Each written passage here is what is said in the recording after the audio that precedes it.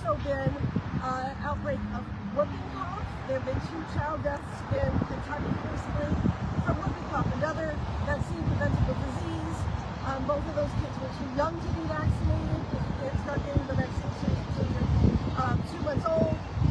And that is an immunity that gains with time. So if you haven't had a Tdap shot in the last 10 years, get yourself boosted. Another big change with the COVID vaccine, the government has now come out and said they're no longer going to recommend that for healthy adults under 65, including children, including pregnant women. So far they haven't said that everyone can't get it. They said discuss with your doctors.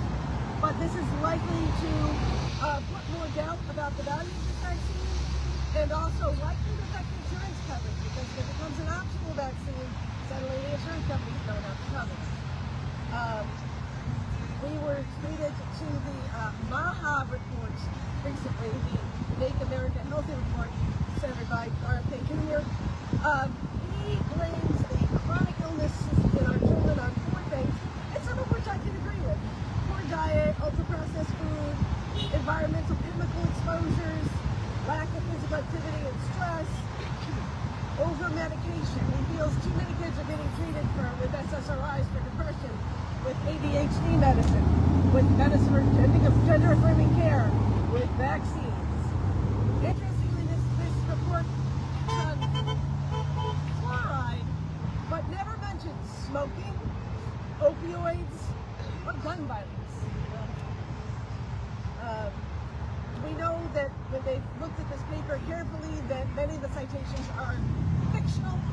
7 of them completely didn't exist. Many others were either had citation errors or misrepresented the study.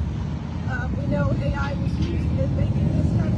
You would fail out of school if you did that, but that's what we got. And along that theme of general incompetence, Casey Means is the new candidate for Surgeon General. She never finished residency. She's a wellness influencer. She does not have an active medical license. I went back to gender-affirming care for children. We know that could save lives. So if we ban that, we're going to see an increased risk of suicidality.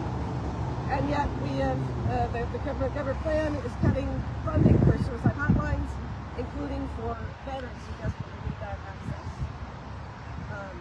On to abortion access. That's, of course, becoming increasingly restrictive. There's now movement toward trying to restrict it even in blue states like Connecticut, where it is legal. There's something called EMTALA, which is the Emergency Medical Treatment and Active Labor Act. It's basically a no-dumping clause.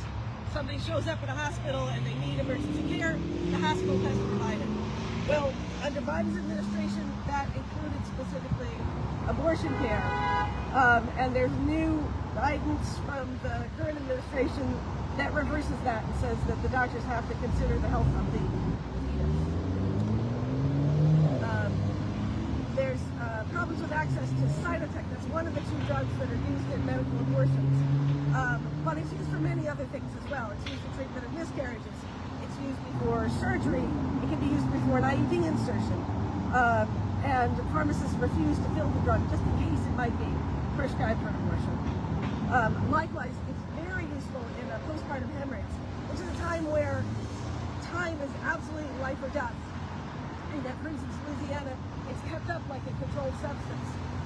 So nurses have to run to the machine, put in their code, and then can come get it, and that can really be life-threatening.